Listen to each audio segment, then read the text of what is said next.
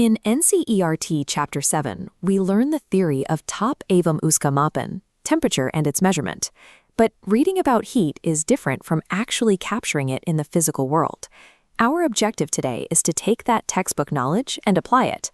We are going to use a laboratory thermometer to measure the exact temperature of a warm liquid.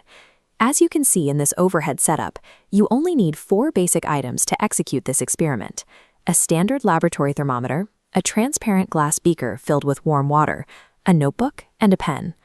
Capturing an accurate temperature requires discipline, not guesswork. By following a strict 4-step methodology, you will eliminate environmental errors and achieve exact, repeatable scientific results. Step 1 is learning to read your instrument. Before you ever touch the water, you have to understand the specific language printed on your tool. Look closely at this side-by-side comparison. On the right is a clinical thermometer, meant only for the human body, marked with a red X. Never use a clinical thermometer for hot water experiments, because the high heat will cause the delicate glass to burst. Always use the laboratory thermometer on the left. Looking at this laboratory thermometer diagram, notice the gap between the 10 and 20 degree marks. To calculate the least count, an indicator jumps across the tiny sublines. We count exactly 10 spaces, proving every line represents 1 degree Celsius.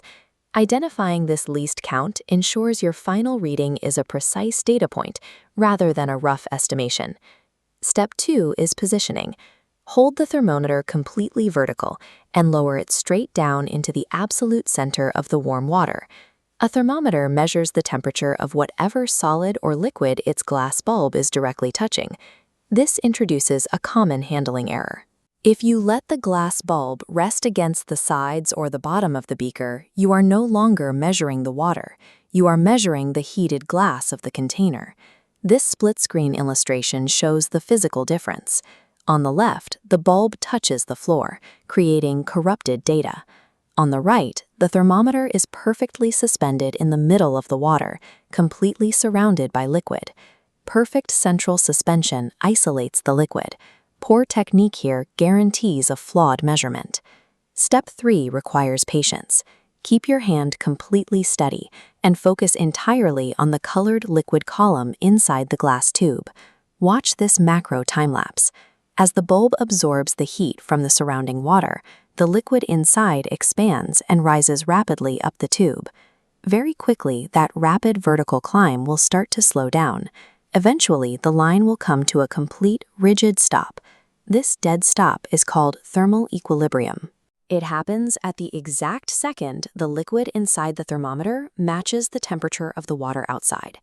If you read the number while the line is still moving, your experiment fails.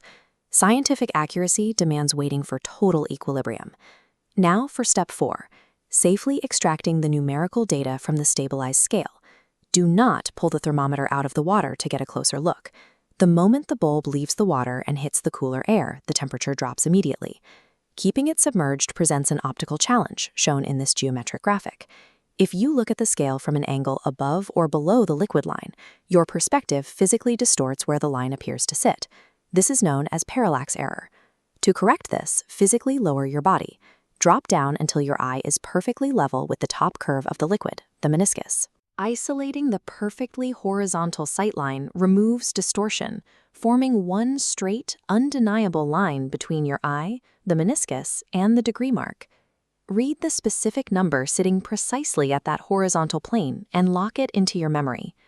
Keeping the bulb submerged and reading strictly from eye level ensures your final data point is completely uncompromised. Step away from the beaker and immediately write your mental reading down on paper. Look at this recorded notebook entry.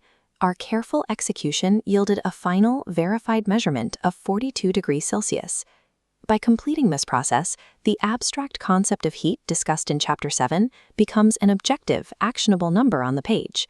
Now test your technique. Empty your beaker, fill it with cold water, and repeat all 4 steps to verify your new skills.